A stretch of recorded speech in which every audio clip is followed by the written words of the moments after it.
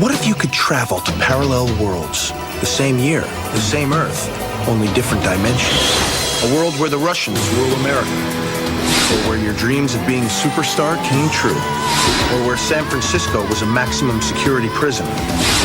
My friends and I found the gateway. Now the problem is finding a way back home. Hello everyone and welcome back to Circling the Vortex. Joining me today is Nathan, who has come from a world in which men give birth. But due to our physical limitations, the children have to burst out of the chest like the aliens in the Alien movie. That's unfortunate, isn't it? Yeah, twins are a nightmare. I'll say that. I never want to be in the Sextuplets. Anyway. never want to be in the paternity ward when someone's got twins. Yeah. And who am I and where am I from? I guess I'm joined today by Ben, who comes from a world where people are born without bones until they're 2 years old. Just a floppy meat sack. And then what? How do the bones get into people? Do they No, they just grow. There's like a. I haven't thought this one through. That's okay? horror. I mean, we've both gone for some body horror in this one, haven't we? Is this just where our minds are at after watching episode 3? I want a body horror episode. That's what I'm saying, basically. But Cronenberg does Sliders. But where we've just watched episode 3 of season 2, and I think I should mention that. So it's Gillian of the Spirits. That's right, isn't it? Gillian of the Spirits. Yeah, and I just want to sort of mention something because we hadn't mentioned in the previous 2 episodes, but we have continued to watch these episodes in broadcast order, and I know that's contentious, and I think we are possibly going to regret that because we're going to have some, I think, continuity issues as things develop through the season. But we committed 3, to this. I'm already confused. So yeah, I think we committed to this in season 1, so we are sticking with this for the rest of our Sliders rewatch here.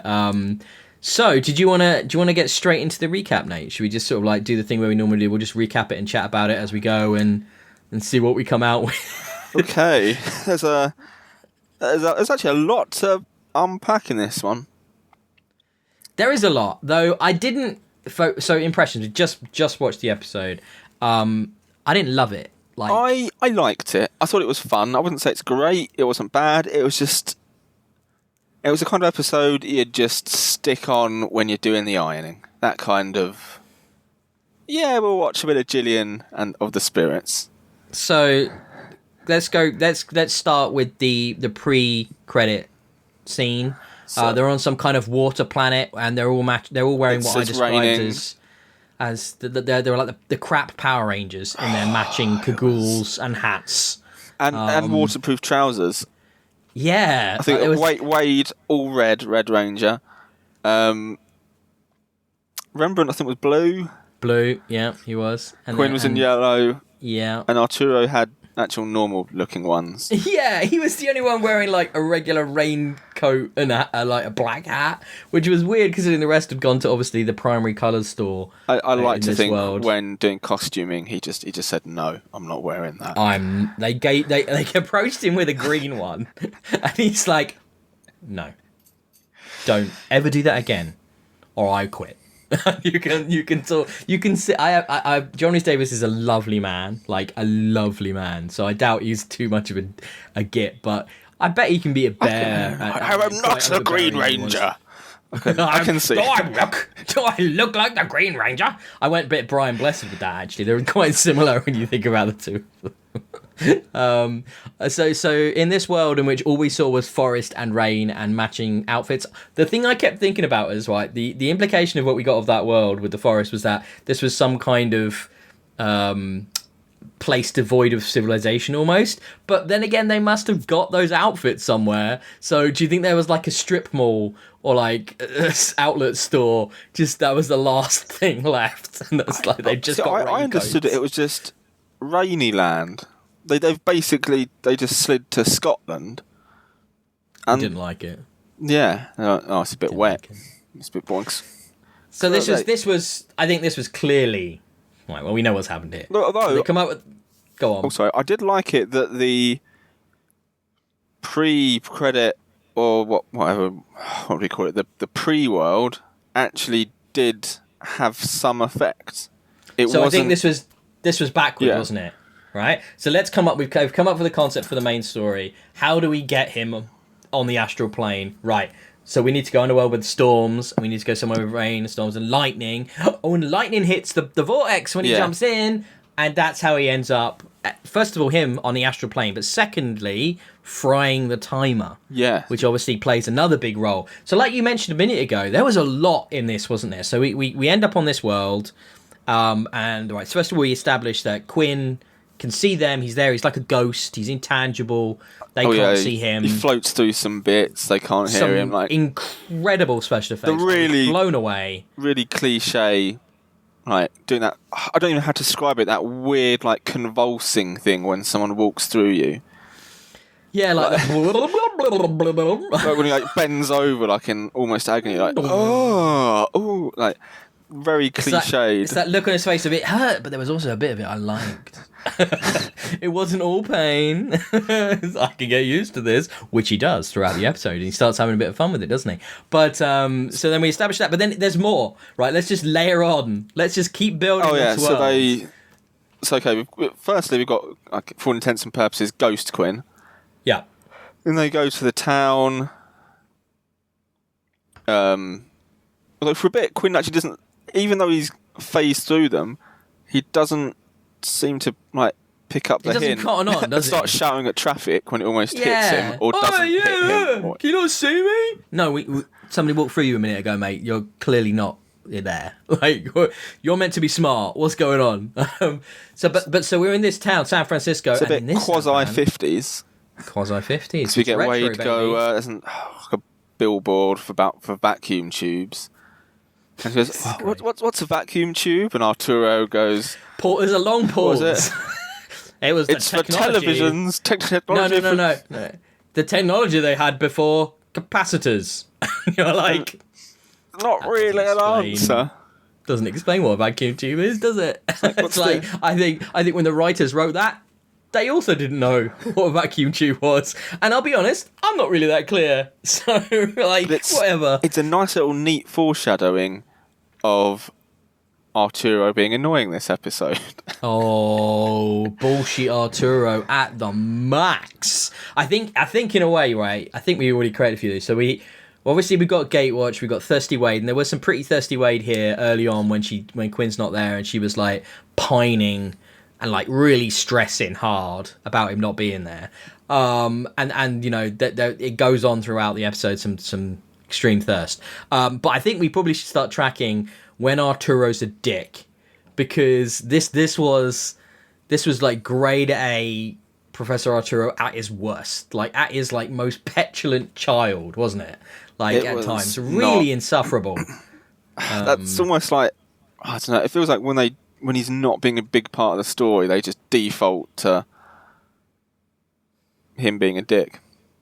But he was a big part of the story. He was the man that was trying to fix the timer. So he's trying to fix the time. So Quinn's not there, and what I think there is some character here, which I do like, which is that Quinn was meant to be the protege, and he has now become the professor. And Arturo often has to play second fiddle to him, and he's obviously got this ginormous ego, and he really struggles with being inferior to Quinn. And it does come up throughout. It came up in season 1, and you do get bits of it, but this one was really like blaming his tools for not being able to do stuff, and just like constantly it was everybody else's fault that he couldn't fix the timer throughout this episode. So they're in 50s land.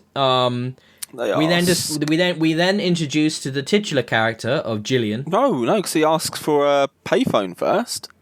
Oh, I was skipping the scene with the policeman. Yes, I apologise. So that's okay. It's okay, Ben. Didn't stick with me, that one.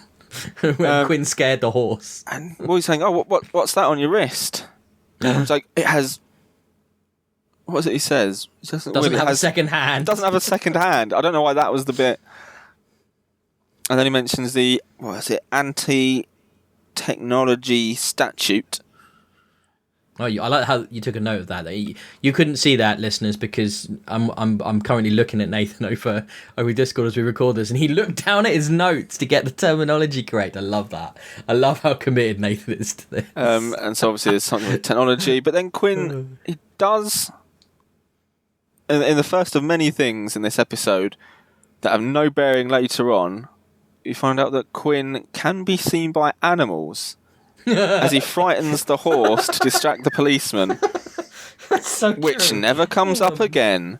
It's This just it's the cliche, isn't it? It's that animals can sense ghostly presences. But I thought, maybe this is going to come again, and there's a lot of reverse Chekhov's gun in this episode, I think. What I'd have loved, like talking about ghostly presences, why didn't we get other ghosts? Like, wouldn't it have been cool if Quinn could see other ghosts on the astral plane? Because, well, If maybe had a ghost fight with someone. as we later find out, Gillian potentially has seen other ghosts. We'll get So to that. I don't think Gillian has seen other ghosts. I think she's just cuckoo bananas. I took it as she has. Quinn. I'm just being mean. So we meet Gillian at church. They go to church because Rembrandt does some really good deductive reasoning, and it's like, well, there wouldn't be an anti-statute like policeman unless there were people doing naughty things with technology, right? So there Makes must sense. be technology. So there must be technology. So how do we find out about where the technology is? Priests. So there's only, what he says, there's only two people that can You can trust. trust, lawyers and priests, and priests don't charge. So we go to the church. There's and the priest he's taking like autographs, and he looks pretty. You said, he's pretty dodgy. He looks shifty, but Because he he's was signing alright. loads of autographs. Yeah. That never comes back. No, but I think we found what that was is that in this world with anti-technology, the for some reason religion, they're like treated like stars, like famous people. I don't quite understand that bit, but that's where they seem to go. It doesn't come back, and then we find out he's Irish, by way of the worst Irish accent I've heard in some time, which was. Even really your bad. hypotheses could get me arrested or something like it. That was worse, but he was kind of doing it really softly, like, I mean, you can trust me. I'm a trustworthy Irish priest. And then it turns out the reason technology is banned is everyone. Well, after Hiroshima. This is good. This is good. I like this. Go on. Yeah. After This is Hiroshima, actually good. Hiroshima, they decided that technology was it was getting too dangerous. So when they carefully analysed the implications of them dropping the bomb at the end of World War II, we don't actually know if this is the world or just America. I feel like it might just be America. They decided, too much risk here. Technology is basically, the priest said it was like satanic almost. And that's another reason maybe they were treated as like superstars, priests, because they're the good guys. And they banned it. And it's kind of like, oh, okay. And then Rembrandt comments that, well, the technology isn't exactly like in the 1940s, and it has progressed a bit. And the priest is like, yeah, but very slowly. So you can see certain, modern elements. Well, more modern than the 40s. And I think there was the cars were a bit further along. Yeah. And stuff like that. But I suspect once again, that's the writers like, well, what's actually available? But again, well, we got lots of stuff from the 50s. Can we think of a way to justify that? Yeah, that never comes back again for what could be. That raises quite an interesting question. Hypothesis, yeah. And again, never touched again, as far as I know. No, because this episode is a fantastic example of it. Like, they just had an idea after another, didn't they? They just didn't stop. Like, so we now find out there's somewhere they can go to get help. But before that, we meet Gillian in the actual church. She can see Quinn. And she's terrible at hiding that fact. So she just looks like a lunatic all the time. So Mum says, are you hearing voices again? No, I just need to go outside for some air. Which nobody's ever believed ever when somebody said that. And he literally chases her, which I loved. It's like, how to make someone want to help you? I'm going to run you down like a dog. It's just like, what are you doing, Quinn? But he was very excited. Quinn is a bit like a puppy sometimes, isn't he? He just can't control himself. Be it randos on Worlds or Wade, he's not got great impulse control. So yeah, there he was chasing down. He got her to help, got her to drop off a note to the trio, saying, I'm here, honest. And immediately Arturo's like, nah, bitch is dead. Not having this astral plane crap. Nope. So he's he's okay with travelling through all these alternate universes, Astral plane? No, that's rubbish. No, that's rubbish. What pseudoscience bullshit is... Oh, hold on. We slide between dimensions using a television remote. Oh, yeah. CGI vortexes? That's fine. But astral plane? No. That's a step too far. Too far, Nathan. Too far. Right. So this episode is moving. We're already 15 minutes in and we've only got like a third of the way through this. It's really, there is so much in this episode. You'd think it would be better. But it's not. So we get to... Well, we've still not hit the big bit. The big reveal. So obviously, we find his dad. You say obviously, we didn't know that, but... Mike Mallory. Mike. That's the one the priest leads them to. Mm-hmm. And obviously he says... Well, it turns out Quinn died in this one from polio. Of which Arturo says, it's an irrational fear. Still has a badass basement though. Same lab in fear the of house. nuclear destruction is of course irrational. Apparently, according to Arturo, it's about who Mike brings it up, isn't it? It should be about who wields the technology. So it shouldn't be that just ban it. It should be be more responsible with it. Yeah, but the point is that America already dropped it once. So anyway. we meet Mike in Quinn's basement because we have that set, so we need to use it. And in this particular one, I like the foreshadowing. I didn't even notice. I had to point this out, didn't I? There's lightning on the walls, and there's like a vortex painted on another wall, and it's all like slidery stuff and a connection to the lightning bolt from earlier on. And it's like, oh, I like that. That was kind of subtle bit of set dressing. I dug that. And he's got a hidden workbench, hasn't he, for electrical stuff? I wondered, and there's nothing even hinting in this, but this is just me adding more to the rich tapestry of the Sliders verse. Of this episode, because there's a lot of tapestry in this episode. Do you think that basement design was like his son Quinn's, like how he had it? Yeah, that's what. Yeah, no, yeah, that was the whole point. Oh, yeah, that's what I was getting at. Yeah, this was Quinn's basement. So like it's always Quinn's basement in every way. Oh, when you said foreshadowing, I was like, yeah, there's lightning. It's already been in the episode. Okay, yeah. Oh, I picked up on that really slowly. Okay. Yeah, I had to. Just pretend. I'll write it down for you next time. I only just thought of that. And I'm the one, Nathan. I'm the one that's drinking. What on earth are you doing? I'm taking notes on quotes. That's what I'm doing. So after that, they're like left in the basement to work on the remote. I think at this point, don't we go across and see Quinn hanging out with Gillian Gillian at her diner. And making more friends, just making friends. That's what she does. Oh, by that I mean everybody thinks she's completely bonkers because she literally is shouting and having an argument with Quinn. And I did think at that point I was like, wow, she need to fake that better. But you came up with a very good point when we were watching it. And you said to me, well, how would you react if Jerry O'Connell was in your face all the time? And it would be like, yeah, good point. Start followed around by Jerry O'Connell that can walk through walls. It'd be quite distracting, wouldn't it? You'd have trouble getting your day done. You really would. That is a very rational fear.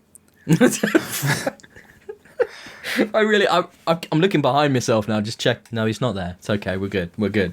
Anytime now. You never know when a Jerry O'Connell might show up. Just phasing through a wall. Hello. Anyway, so she's. But then he wins her over, and after what he does, she's like 100% his. She's in. She's not resisting anymore because up to this point she's like doesn't want to help him. I don't want to help you. Oh, just this one thing. No, leave me alone, Jerry O'Connell. No. But then he finds out who stole the money out of the cash register by sticking his head in the purse. Yeah. Or should I say through the purse? And then she looks a bit like a hero. Not that it was hard to do. It was the girl she was arguing with and the person who was last at the till. But I mean, I feel like that was fairly obvious. Yes. They're cramming a lot into this. You can't dwell too much on each part. So at that point they go back to Mike's, but Mike has been arrested by the technology police. And he gets marched off with the timer. But then we have yet another reveal in this episode. Because he's like, oh, don't arrest them. This is all my fault.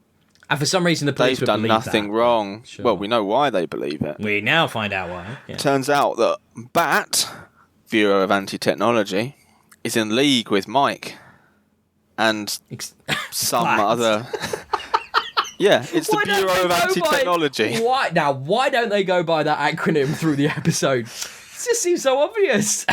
BAT. Bat. But they're not BAT, are they? They're not BAT. They're working for the electric company.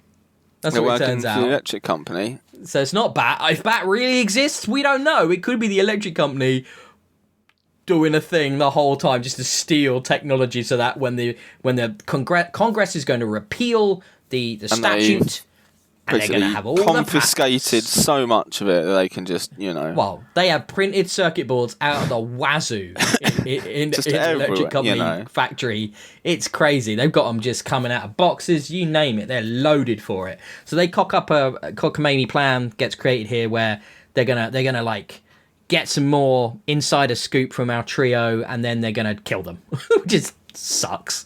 And Quinn's watching all of this and then he tells it all to Gillian, and she then recounts it to the trio, and they're appalled. Oh, and you get that awful scene where it's like, and then tell them what's going to happen, and then they're going to kill them, and then tell them, and it's just Jerry O'Connell just shouting at this poor woman. He's the worst ghost, mate. He just badgers her. Like, I'd be so sick of Quinn at that point. And then Arturo replies to him, it's like, oh, everyone, just staring at the sky as if... Yeah. So, why is he on the ceiling? Why would you think Quinn was in the corner of the ceiling, like up here? Why are you acting like that? Like, that's bad acting. You never know how Jerry O'Connell's going to creep up on you, Ben, okay? Well, it's that tricky part, right, where you're four actors stood in a room. One of them's invisible, right? So you can't look at him. So it's like, if you make eye contact, you ruin the scene. So what's the best way for an actor to act like that person's not visible? I'm going to look everywhere that person isn't. That's what they do. So I'm so glad that Wade and Rembrandt weren't doing that as well, because that would have just looked awful. I think if they were, but they were just out shot at that moment. They was whoa, just spinning around on the ceiling. Where is he? But now things kick into a bit of a higher gear. Well, then we get my new favourite character, Gillian's mum. Gillian's mum is kind of classic, stuck up. I know, but conservative. Her redemption arc is like 3 minutes long. She just 3 seconds. I mean, yeah, she got. we haven't got. We don't skip ahead. We got out of the bit where they go to the factory and they steal back the remote. Oh gosh. With again more RC Arturo, though he does have a great moment in this, right, where he's like, so this door requires a custom key, and then Remy goes, can you make that? And he just smashes. In a manner of speaking. In a manner of speaking, my dear boy. But we've missed out the best part. How do they sneak in? By setting off the fire alarm and hiding around the corner. And they're like that. They're like a crappy version of the Hardy Boys or something. They're just the worst at everything they do. I mean, it is literally around the corner, like just behind. Just bear in mind, though, in a world with no technology, that means no CCTV cameras, no motion sensors. Probably not even good lights. Yeah, but so they can still be seen by actual people. Well, there's a couple of bits where they're literally sneaking in, and there's security guards all around the place, and somehow none of them see them, which is quite amazing. But they get the remote, they sneak in with the magic key or the wrench, bits, microchips, because that's the way to fix it. You just switch out the microchips. What we learned here was that any microchip can fit anywhere else any other microchip has gone, and it just works. So that's good to know. It is the microchip that tells a digital watch what to do, can also work for a dimension hopping remote. It's simple science, interchangeable. Don't you know? What you've got to do, though, what did Arturo forget to do? He did polarity. You got to reverse the polarity. Every what's he's a theoretical astrophysicist knows that you have to switch the polarity. So what are you doing, Arturo? What are you doing? That's possibly my favourite. I'm hoping that was an Easter egg in. They put like a cheeky little Doctor Who reference. To what? That's reverse the polarity of the neutron flow. It's quite a. What? Who is that? I don't even know. It's like one of those lines that's mentioned quite often in Doctor Who. It's just a throwaway. Oh, we'll just reverse the polarity. I'll tell you what, Nate. Save that for your Doctor Who rewatch podcast because I don't want none of that Who-ness in this podcast. Okay. I'm just We're just not enriching the crossing over. tapestry of the Sliderverse. This episode doesn't need any more enriching. There's enough going on. There's enough in this episode. So they come back. They've got the remote. All right. I'm trying to remember what happens next. They fix the remote. No, this all happens quite quickly now. Oh yeah, that's right. And they convince Gillian to come with them to break in, and her mum to break in to Papa Mallory's house. I love the fact that the mum's really reluctant. She doesn't believe them. She basically thinks this is something awful happening to her daughter, and yet then is still, you know, a happy participant in a little bit of light breaking and entering. She's there after they've broken into the basement. She just stood there, and it's so funny. And they're fixing stuff. Quinn's there. They activate things, but then Mallory comes down. He's got a gun. Yeah, I don't believe any of this. I'm going to shoot you. So they activate the portal. Of course, when they fix the remote, there's 17 seconds left. 17 seconds, which I think was actually correct. I did try and time it. It was roughly right. Yeah. However, they got around that because for some reason the vortex stayed open for half an hour. But anyway, so they activate the vortex, but it doesn't show up for Quinn on the astral plane. So they have a teary goodbye scene. Oh, because they can see him because he's illuminated by the energies of the vortex. Sure. Yeah, why not? Why not? Pull that out thin air. Why not? Yeah, okay. Well, at this point, we basically believe in everything and nothing. Like, the science, there's no basis for anything in this episode. It's insane. So that happens, and they can see him. Teary goodbye, you know, there's a bit with Remy, it's a bit Professor, you know, they look into his eyes badly because he's not really there and they're trying to get the eye line and it doesn't quite work. And then they have a thirsty moment with Wade. Oh, he does that weird kissing where he kisses his lips. His fingers and... It's even worse because it just kind of like phases through where his mouth is, so it just... Creepy. It looks really weird and creepy. And then his hand drops down and I'm just wondering where else it's... No. Family show, folks, family show. Keep it PG. Nothing like that. Not on this show. And then and they jump through, and he thinks he's stranded. And then Gillian comes over, and they're like, have a moment, like, I'll be there for you, kind of thing. And then thank Christ, he's like, oh, I don't have to stay with this drip. Gosh, she's so into me, but not my the type. vortex has followed to the astral plane. It's red now. Just for no reason. Ooh. It's just how it works, you know. Science. It follows the astral plane.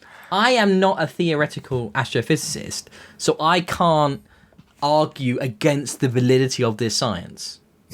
I just can't. I think, look, you don't know. This could be very realistic. I think it's exactly what would happen. I just don't know if, you know, the energies of the vortex can illuminate a ghost, but who am I to say? Once again, bummed out. Why isn't the room just full of ghosts? Wouldn't that have been cool? Creepy as all hell, like some rotten zombie types, and like, ugh. No, missed a moment there. But like, So he now jumps. He jumps through. He leaves the gun-toting, distraught father, who's now seen effectively his son just alive seen for the the first ghost time. of his son, in a sense, in the basement where the son died from polio. Just putting it out there with a gun and with Gillian and Mum. Karen. I'm foreseeing a hostage situation developing here. Yeah, by Gillian's mum. She's a totally different person now. She's gonna look at me while I'm single. You're single, Mike. We've just shared a thing. Let's hook up. But you know, it's not great for Gillian at that moment. And she's happy though because she's made her first ever friend. Oh yeah, that was quite sad. And also brought up and then quickly dropped and then never moved, never looked at. At no point did Quinn go to her. We didn't have the scene anyway. So, you got a history of this? You see other ghosts on the astral plane? Does that mean ghosts are real? It's like, that doesn't even cross anyone's mind, which is odd. But there you go. So they jump through, and then we get this stupid ass scene where they like walk out, and then Quinn's hiding in a bush. I think he's been there for about 20 minutes waiting to just hiding. It's like, hiding in this bush. Come on, Rembrandt. I'm in the bush. Way! But no. So I just want to point this out before we go into the next part of this world. It's really cold. There's snow everywhere, and yet the writers chose that this was going to be The nudiverse. Nudiverse. Triple X sliders brought to you here. And I like there's this really stupid bit of dialogue where he goes, "Oh, do you think we're home?" And Rembrandt asks, it's like, "No, Rembrandt, in our world, I'm pretty sure the postman wears clothes." It's just like, yeah, doy. So what is that? What is that? Oh, yeah. Probably just an extra that they really hated. I think they just wanted to get some dude very, very cold in the snow. Yeah. It's a very strange scene. But it all ends on a ha moment. Gillian and her mum are dead in Quinn's basement, where the father has lost it after what he's just been through, understandable. Well, I missed that post-credits. And then commits suicide due to the guilt. And, that's pretty much where I see that going. Yeah. I'm going for my version. They just become a happy family. I like a nice happy ending. See, I'm just combining I'm combining a bit of Sliders with a bit of Criminal Minds here. I'm just like, yeah, the dark, yeah. Oh, does that mean we're going to get Ice-T in the next one? It's Ice-T in Criminal Minds. Is he Law and Order? I think he's in one. Oh, you ruined it. That was it. Yeah, you ruined it. You got it wrong. Sorry, I don't watch them. So that's a lengthy recap. Well, there's two elephants in the room. Go on.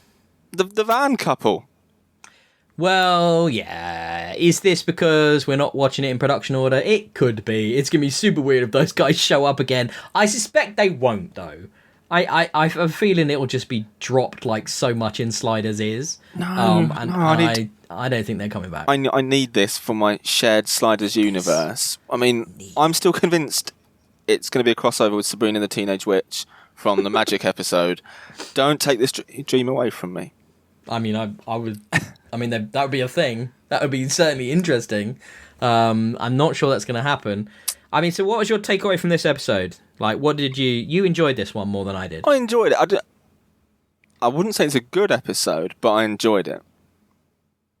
I thought the last episode, with the ending with the van couple in the world in which, the men were the breeders and stuff, was way more interesting and way better executed than this one. This just felt like there was too many ideas here almost. Like, once again, Sliders works best when it lets the characters have their moments, but it has a concept which is fairly singular and fairly straightforward. But we had loads of them in this episode. We had like 3 or 4 disparate concepts that kind of hung together, but at the same time also, like, why are we in 50s world when we've also got Quinn on the astral plane? Why could we not just been in a modern world?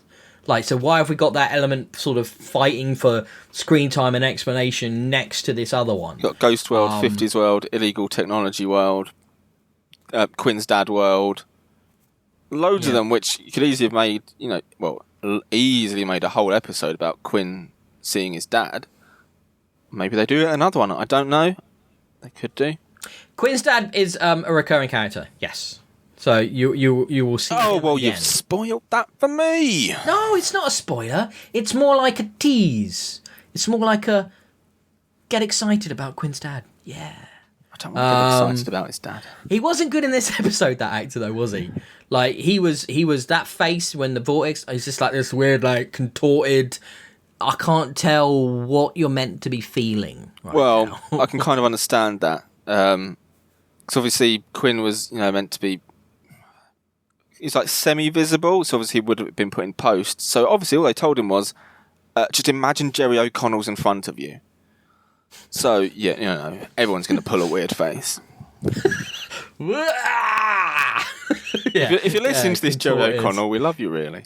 We definitely love Jerry O'Connell. We wouldn't be watching our Sliders in 2021 if we didn't love a bit of Jerry O'Connell. I'm also assuming Jerry O'Connell listens to this. I don't know why he would. Oh, absolutely. One of the fans. Big time. Oh, yeah. No doubt about it. He sends me fan mail every episode. It's great. Oh, I don't get it. Yeah, it's a really nice guy. Anyway, I mean, so I'm looking forward to the next one. I never had high hopes for this one in the first place, just from the title of it being so crap. But I had fun along the way, I guess. There's a lot of stuff going on here. The performances are a bit ropey. Super annoying Arturo, which was probably the most tiring element of all of it. But yeah, on balance, it was alright, wasn't it? I liked it, but it wasn't good. That's my... Liked it, but it wasn't good. I was moderately bored, but I wasn't like offensively offensively dull. Oh, see, it kept You know? my interest, as I had to keep checking what was happening. Which is 'Cause it probably was, like, not the new best, but yeah. When it's just every 10 throwing seconds. a new idea every minute. Okay, so is that would you say that was the end of the episode? We got no gates. We got some Pretty Thirsty Wade. Got no gates. Anything We had else? a... What was our Remy watch? We were doing a Remy watch. Oh, did he at any point reference being the crying man? Now, I don't think he did, But Quinn I'm pretty did. sure Quinn did. for Goodbye, him, crying yes. man. Yeah, so there was a touch on that. Yeah, we really should make note of these things and have like a tally sheet because I'm losing track. We've got like 4 separate things now. But yeah, that was another episode of Circling the Vortex. That was the 3rd episode of season 2, Gillian of the Spirits. I've been your host, Ben, and today I've had with me the one and only Nathan. We'll be back in a couple of weeks' time with the next episode, and I can't wait to bring that to you for your listening pleasure. Please give us a like and subscribe if you are enjoying these on the YouTube channel, which you can be found at Experience Kills. I've just been waving. I realised no one could see, but I was waving goodbye. It's been a long day. Okay, you're really on point there, Nate. Really on point. And yeah, if you've enjoyed this as the podcast format, leave us a review. Find us on Twitter at Experience Kills. Say hi. Tell us now how you're doing. If you have any questions or anything you'd like us to look out for in a particular upcoming episode that we're going to be watching, that'd be fun. But without spoilers for Nathan, please. Don't spoil it for me. Yeah, that's another good episode. Let's keep this Sliders train on the tracks, and we'll be back in a couple of weeks with episode 4, which I don't have the title in front of me. That would be good if I did, wouldn't it? That'd be professional. Here we go. The Good, the Bad, and the Wealthy. We should do a thing. Let's do a thing. Can you guess what this episode's going to be about? That sounds westerny. The Good, the Bad, that has to be a Western reference, doesn't it? I'm going to say... Donald Trump. Okay. I was going to say, or do we go 80s greed is good? I was thinking Donald Trump, Trump Towers, that kind of Gordon Gekko, everyone wearing suspenders, slicked back hair. Oh, God, I hope it's that. Because Westerns are boring. I hope it's that one. I'm way down for that one. So we'll find out. We'll find out in a couple of weeks. Leave Westerns alone, okay? Let's... We'll find out. Bye, Nate. See you next time. Happy sliding. Bye, everyone.